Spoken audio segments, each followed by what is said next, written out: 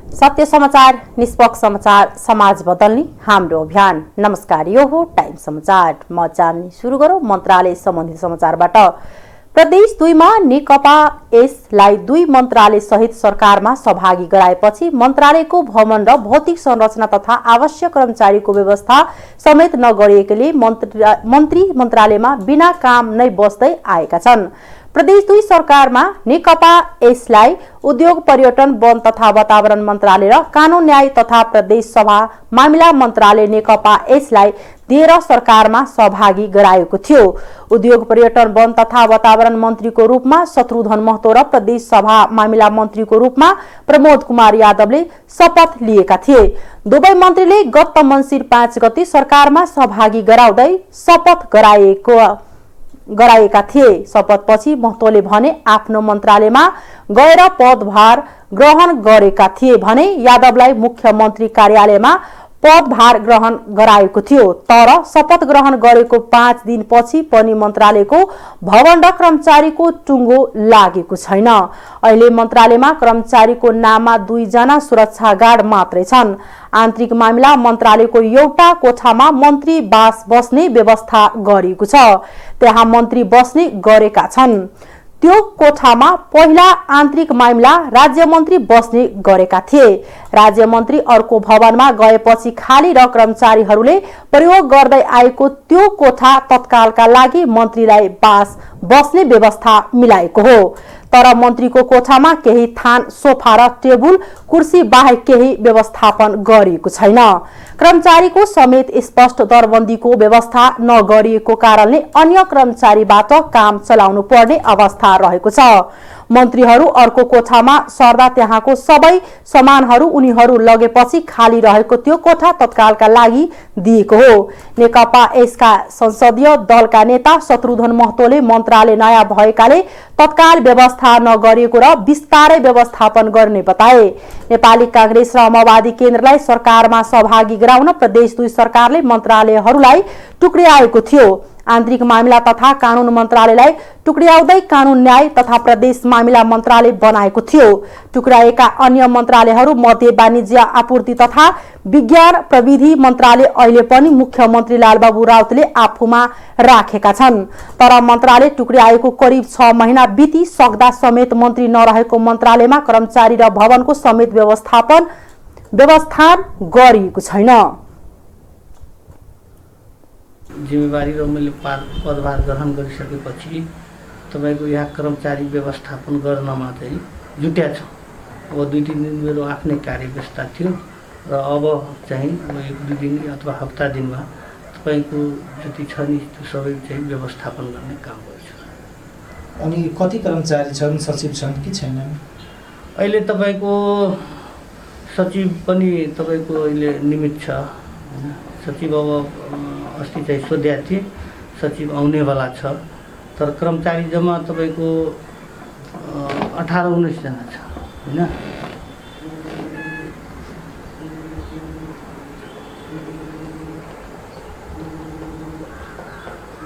14-15 जना कर्मचारी छ।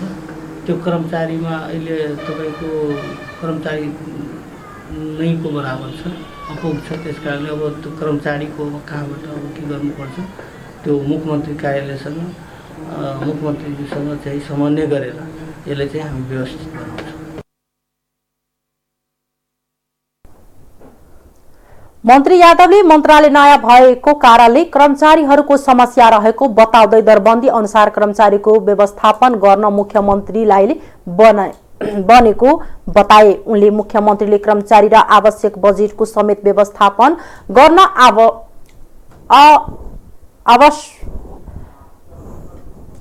आश्वास दिएको बताए। मन्त्रालयमा 10 करोड रुपैयाँ सरकारले बजेट विनियोजन गरे पनि आवश्यक कर्मचारी र भवनको अभाव देखिएको थियो। पुँजीगत तर्फ 5 करोड र चालु तर्फमा समेत 5 करोड रुपैयाँ विनियोजन गरिएको छ। धनुषामा बालुवा लोड गरेको ट्र्याक्टरमा धनुषामा बालु लोड गरेको ट्र्याक्टरमा इन्जिनियरले च्यापिएर चालकको ज्यान गएको छ। धनुषाको मिथिला नगरपालिका 7 का चालक 25 वर्षीय चेतन महतोको च्यापिएर शुक्रबार बिहान ज्यान गएको हो।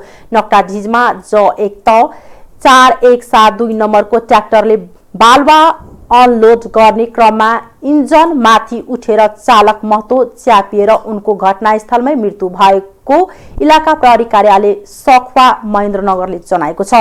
महतोको शव पोस्टमार्टमको लागि प्रादेशिक अस्पताल जनकपुरमा राखिएको र घटना विषयमा थप अनुसन्धान भइरहेको प्रहरी निरीक्षक तिलक सुनारले जानकारी दिए। नेकपा एमालेको 10औं राष्ट्रिय महाधिवेशनको उद्घाटन समारोह सुरु भएको छ। चितवन नारायण घाटको नारायणी नदी किनारमा एमालेले अध्यक्ष केपी शर्मा ओलीले रिमोटबाट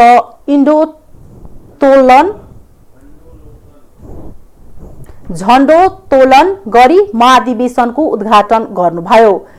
झण्डोत्तोलनपछि एमाले अध्यक्ष ओलीले एक सिंगो गैडाको मस्कटको अवलोकन गर्नुभएको छ। उद्घाटन समारोहमा देशका विभिन्न ठाउँबाट एमालेका हजारौं नेता कार्यकर्ता उपस्थित भएका छन्। उद्घाटन अघि चितवनका विभिन्न ठाउँबाट बाजा गाजा र झाँकी सहित रैली निस्किएको थियो। उद्घाटन समारोहमा प्रधानमन्त्री शेरबहादुर देउवाले पनि सम्बोधन गर्नुहुनेछ। यस्तै जसपा अध्यक्ष उपेन्द्र यादव, लोसपा अध्यक्ष महन्त ठाकुर, माओवादी केन्द्रका नेता लीलामणि पोखरेल र राप्रपा अध्यक्ष कमल थापाले एमाले महाधिवेशनको उद्घाटन समारोहलाई सम्बोधन गर्ने कार्यक्रम छ। महाधिवेशनको सुरक्षामा 1500 भन्दा धेरै सुरक्षाकर्मी खटिएका छन्। नेकपा एमालेको 10औं राष्ट्रिय महाधिवेशनमा 8वटा विदेशी पार्टीका 15 जना पाहुना उपस्थित भएका छन्। भारत, बंगलादेश, श्रीलंका र कम्बोडियाबाट 8वटा पार्टीका 15 जना पाहुना महाधिवेशनमा उपस्थित भएको एमालेले जनाएको छ।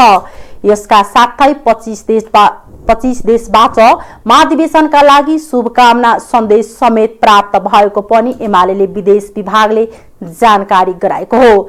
विदेशी पाहुनाहरूले महाधिवेशनको उद्घाटन सत्रमा सहभागिता जनाउँदै शुभकामना पनि दिने अतिथि सत्कार समितिले जानकारी दिएको छ।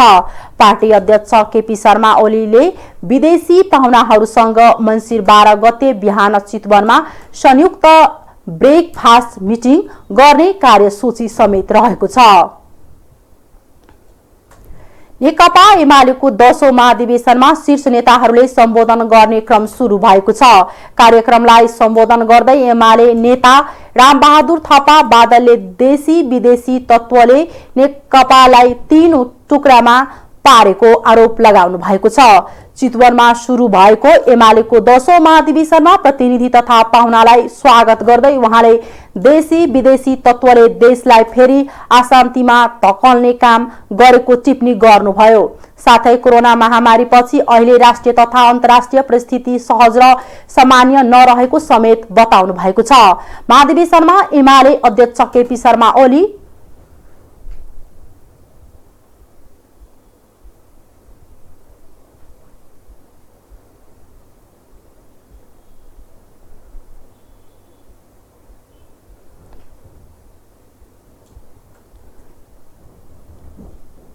प्रधानमन्त्री शेरबहादुर देउवा लगायत पुगिसक्नु भएको छ।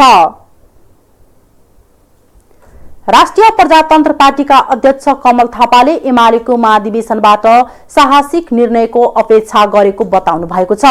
एमालेको 10औं महाधिवेशनको उद्घाटन समारोहमा शुभकामना दिँदै अध्यक्ष थापाले शुभकामना दिँदै अध्यक्ष ओली राष्ट्रवादी सोच भएको नेता भन्दै अब पनि साहसिक निर्णयको अपेक्षा गरेको बताउनुभयो। उहाँले नाकाबन्दीलाई स्मरण गर्दै तत्कालीन प्रधानमन्त्री ओलीको मार्गदर्शनमा रहेर नाकाबन्दी विरुद्ध लडेको बताउनुभयो। ओली नेतृत्वको पछिल्लो सरकारले जनभावना अनुसार काम गर्न नसकेको राप्रपा अध्यक्ष थापाको टिप्पणी थियो। अध्यक्ष ओली नेतृत्वको सरकारले विप्लव माओवादीलाई शान्तिपूर्ण राजनीतिमा ल्याउन र लिम्पियाधुरा समेत समेटेर नेपालले चुच्चे नक्सा बनाएर संविधानमा संस्थागत गर्न सफल भएको बताउनुभयो। अध्यक्ष थापाले अहिले देश संकटको भुमरीमा परेको र यो संकटबाट जोगाउन सफलता प्राप्त होस् भनी शुभकामना व्यक्त गर्नुभयो। देश सर्वसत्तावादतर्फ उन्मुख रहेको भन्दै उहाँले नेपालीको धार्मिक पहिचान समाप्त पार्ने प्रयास भइरहेको, इतिहासमै भ्रष्टाचार बढेको, युवाहरू खाडीमा पसिना बगाउन बाध्य भएको, बाह्य शक्तिको चलखेल र प्रभाव बढेको बताउनुभयो। उहाँले 2062-63 को आन्दोलन र त्यसपछिको परिवर्तनबाट दिगो शान्ति, स्थायित्व र समृद्धिको लक्ष्य राखेको भए पनि कहाँ पुगिएको छ भनेर समीक्षा गर्नुपर्नेमा जोड दिनुभयो। प्रधानमन्त्री शेरबहादुर देउवाले न्यायालयभित्रको समस्या छिटै समाधान गर्ने आश्वास दिनुभएको छ।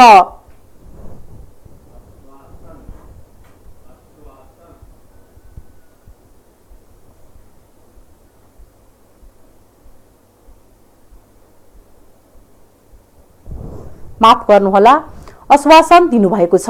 नेपाल बार एसोसिएसनका पदाधिकारीसँग बालुवाटारमा आज बिहान भएको भेटमा प्रधानमन्त्री देउवाले प्रधान न्यायाधीश चोलेन्द्र शमशेर जबरा बारे 1-2 दिनमै सत्तारूढ गठबन्धनको बैठक बोलाएर निर्णय गर्ने बताउनु भएको। प्रधान न्यायाधीशको राजीनामामा माग गर्दै दिनदेखि आन्दोलनरत नेपाल बारले अब प्रधान न्यायाधीश बारे आफ्नो संवैधानिक दायित्व पूरा गर्न संसदका सबै राजनीतिक दललाई आग्रह गर्दै आएको छ।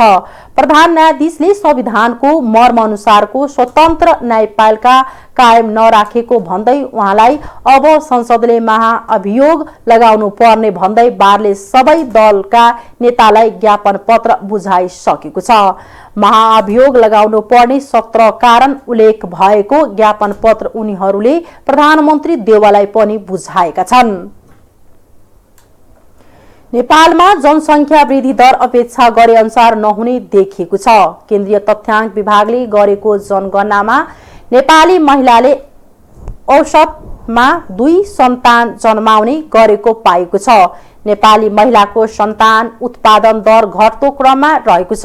तथ्याङ्क विभागले कार्तिक 25 गतेदेखि मङ्सिर 9 गतेसम्म गरेको जनगणना अनुसार यस्तो प्रारम्भिक विश्लेषण गरिएको हो। 2068 सालको प्रक्षेपण अनुसार 2078 सालसम्म एक महिलाबाट औसतमा 2.1 जना सन्तान जन्मनु पर्ने थियो, तर जनगणनाबाट औसत 2 जना मात्र सन्तान जन्मने गरेको देखिएको विभागका महानिर्देशक नेबिन लाल श्रेष्ठले जानकारी दिए।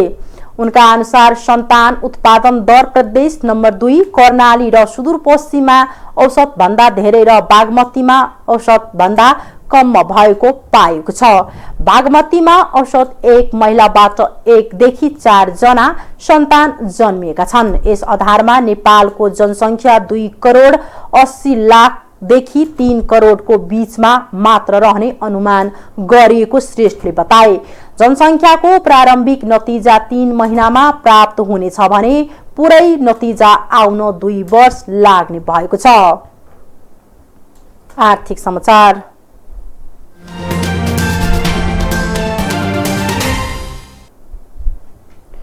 मुलुकको सबैभन्दा ठूलो वीरगञ्ज भन्सार हुँदै पछिल्लो 4 महिनामा कुल 39 अर्ब 56 करोड रुपैयाँ बराबरको नेपाली उत्पादन निर्यात भएको छ। यस नाकाबाट 78 वटा देशमा नेपाली उत्पादन निर्यात हुने गर्दछ। वीरगञ्ज स्थित भन्सार कार्यालयका अनुसार चालु आर्थिक वर्ष 2078-79 को श्रावणदेखि कार्तिक मसानसम्म कुल 39 अर्ब 56 करोड 39 लाख 50 हजार मूल्य बराबरको नेपाली उत्पादन भारत तथा तेस्रो मुलुकमा निकासी भएको हो। आर्थिक वर्ष 2077-78 को सोही अवधिको तुलनामा चालु आर्थिक वर्षको पछिल्लो 4 महिनामा कुल 218% बढी मूल्य बराबरको नेपाली उत्पादन यो नाका हुँदै मुलुक बाहिर निर्यात भएको देखिएको हो। गत आर्थिक वर्ष 2077-78 को श्रावणदेखि कार्तिक मसानसम्म यस नाकाबाट कुल 12 अर्ब 44 करोड 2 लाख 85 हजार रुपैयाँ बराबरका माल सामान निर्यात भएको थियो। उक्त अवधिमा कोभिड-19 को असहज परिस्थितिका कारण नेपाली सामान निकै कम निर्यात भएको देखिएको छ। चालू आर्थिक वर्ष 2078-79 को श्रावणदेखि कार्तिक मसानसम्मको अवधिमा वीरगञ्ज भन्सार नाका हुँदै मुलुक बाहिर निर्यात भएको सामग्रीमा विविध प्रकारका तेलदेखि विभिन्न कपडाजन्य सामग्रीसम्म पर्दछन्। सो अवधिमा निर्यात भएको सामग्री मध्ये वीरगञ्ज नाकाबाट 17 अर्ब 20 करोड 90 लाख 9 हजार मूल्य बराबरको भटमासको प्रशोधित तेल निर्यात भएको देखिन्छ। त्यसैगरी प्रशोधित पाम तेल 13 अर्ब 40 करोड 78 लाख 22 हजार मूल्य बराबरको निर्यात भएको छ भने डाबरको उत्पादन तथा अन्य फलफूलको जुस 1 अर्ब 84 करोड 47 लाख 57 हजार मूल्य बराबरको निकासी भएको देखिन्छ। त्यसैगरी सो अवधिमा सूर्यमुखी प्रशोधित तेल 1 अर्ब 58 करोड 2 लाख 61 हजार मूल्य बराबरको भारततर्फ निकासी भएको छ भने भटमासको पिना मात्र 61 करोड 68 लाख 94 हजार रुपैयाँको भारततर्फ निकासी भएको वीरगञ्ज भन्सार कार्यालयले बताएको छ। यसैगरी वीरगञ्ज भन्सार नाकाबाट भारत तथा तेस्रो मुलुकतर्फ जमोट कब्जा बतिसा triphala chyawanprash synthetic yarn sport shoes synthetic shoes दन्तमञ्जन उनी गलैँचा होमियोपैथिक तथा आयुर्वेदिक औषधि तयारी कपडा लगायत सामान भारत तथा तेस्रो मुलुकमा निर्यात भएको देखिन्छ। चीनसँगको पहिलो अन्तर्देशीय प्रसारण लाइनको रुट परिवर्तन हुने भएको छ। नेपाल विद्युतीय प्राधिकरणका प्रविधिले रुट परिवर्तनका लागि सर्वेक्षणको काम सकाएसँगै रुट परिवर्तन हुने निश्चित भएको छ। सुरुमा वन क्षेत्रबाट निर्माण गर्ने गरी सर्वेक्षण गरिएकोमा लागत बढी लाग्ने र सामग्री ढुवानीमा समस्या हुने भएपछि लाङटाङ राष्ट्रिय निकुञ्ज क्षेत्रबाट निर्माण गर्नका लागि सर्वेक्षण गरिएको छ। 2 महिना लगाएर निकुञ्ज क्षेत्रमा सर्वेक्षण गरिएको रातमाटी रसवागढी केरुङ 400 केबी प्रसारण लाइन आयोजनाले जनाएको छ। 10 किलोमिटर घना जंगल र मध्यवर्ती क्षेत्र समेत गरेर निकुञ्ज भित्रको कुल 26 किलोमिटर बाटो भएर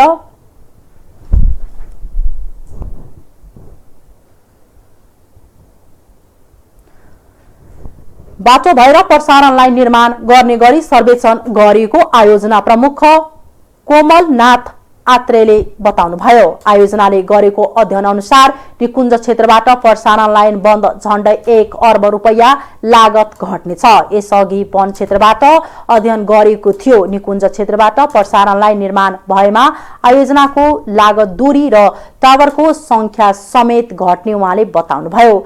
6 वर्षमा निर्माण सम्पन्न हुने गरी अघि बढाएको आयोजनामा झण्डै 10 अर्ब रुपैयाँ खर्च हुने अनुमान गरिएको छ।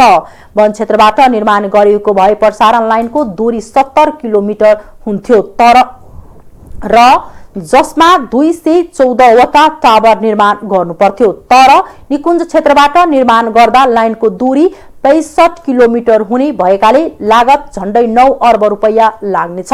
यस क्षेत्रबाट प्रसारण लाइन निर्माण गर्दा 171 वटा टावर निर्माण गरे पुग्छ। आयोजनाले सम्भवतः अध्ययनको काम सकाएर 2 देशबीच विद्युतीय आदान प्रदान गर्नका लागि नेपालतर्फ यसअघि नै लोड फ्लो टेस्टको काम पनि सकेको छ। आयोजनाले प्रसारण लाइनको वातावरणीय प्रभाव मूल्याङ्कन EIA सक्ने गरी काम अगाडि बढाएको छ। प्रसारण लाइनको चीनतर्फ तिब्बतमा रहेको जिलोङ काउन्टी र नेपालतर्फ नुवाकोटको त्रिशुलीमा सब स्टेशन राख्ने आयोजनाले जनाएको छ। नेपालतर्फ 400 केबी डबल सर्किट र चीनतर्फ 500 केबी डबल सर्किट लाइन हुने आयोजनाले जनाएको छ। अन्तर्राष्ट्रिय समाचार।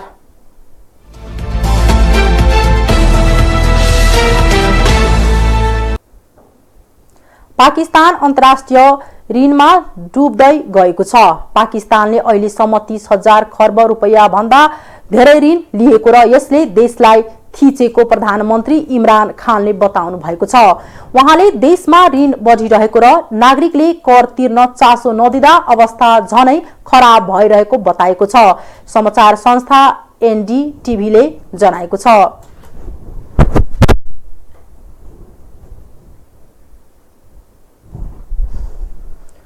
उहाँले देश चलाउन पैसाको अभाव हुँदै गएको चिन्ता जनाउनु भएको खबरमा उल्लेख छ।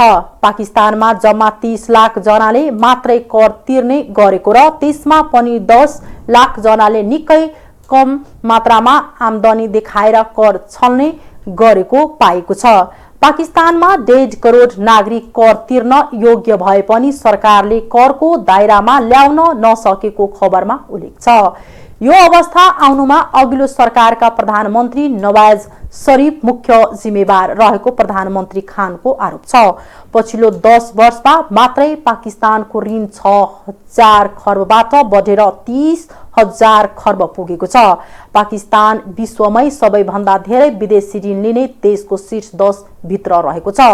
सम्झौता अनुसार ऋण तिर्न नसक्दा पाकिस्तानलाई कयौं देश र वित्तीय संस्थाले थप ऋण दिन नसक्ने घोषणा गरिसकेका छन्। रुसको एक कोइला खानीमा आगलगी हुँदा 52 जनाको ज्यान गएको छ। 49 जना मजदुर घाइते भएका छन्। खानीमा हावा जाने प्वालमा जम्मा भएको धुलोमा आगलगी हुँदा निसासिएर खानीभित्र रहेका 52 जना मजदुरको ज्यान गएको बीबीसीले जनाएको छ। घाइते मध्ये केहीको अवस्था गम्भीर भएको खबरमा उल्लेख छ। ज्यान गुमाउनेको संख्या बढ्न सक्ने अनुमान छ। मिथेन ग्यास निस्किरहेकाले विस्फोट हुन सकेन भन्दै उद्धार कार्य रोकिएको छ। खानीका निर्देशक सहित 3 जनालाई सुरक्षामा लापरवाही गरेको आरोपमा प्रहरीले पक्राउ गरेको छ। 285 जना मजदुरले काम गरिरहेको खानीमा दुर्घटना भएपछि अधिकारीहरू भने भागेका थिए। राजधानी मास्कोबाट 3500 किलोमिटर टाढा केमेरोभो क्षेत्रमा यो खानी रहेको छ। दक्षिण अफ्रिकामा नयाँ स्वरूपको कोरोना भाइरस भेटिएको छ। धेरै म्युटेसन भएको कोरोनाको नयाँ भाइरस पत्ता लागेको वैज्ञानिकले बताएका छन्। यो भाइरसमा नयाँ विविधता पाएको उनीहरूले बताएका छन्। स्वास्थ्य मन्त्री जो फहल्लाले अनुसार नयाँ स्वरूपको कोरोना भाइरस भेट्नु चिन्ताको विषय भएको बताउनु भएको छ। अफ्रिका महादेशभरमा सबैभन्दा धेरै महामारीबाट प्रभावितको संख्या दक्षिण अफ्रिकामा छ। विश्व स्वास्थ्य संगठनले दक्षिण अफ्रिकाको अवस्थालाई मध्यनजर गर्दै त्यहाँका केही व्यक्तिहरूसँग बैठक बसेको छ। यसैबीच बेलायतले कोरोना संक्रमण धेरै भएका विभिन्न 6वटा देशलाई रातो सूचीमा राखेको छ। दक्षिण Africa, Namibia, Zimbabwe, Botswana, Lesotho र इस्वातिनीका नागरिकलाई प्रतिबन्ध लगाएको छ। ती देशहरूमा अस्थायी रूपमा उडानमा प्रतिबन्ध लगाएको हो। यस्तै गैर बेलायतका नागरिकलाई बेलायत जानबाट पनि अस्थायी रूपमा रोक लगाएको बीबीसीले जनाएको छ। खेल समाचार।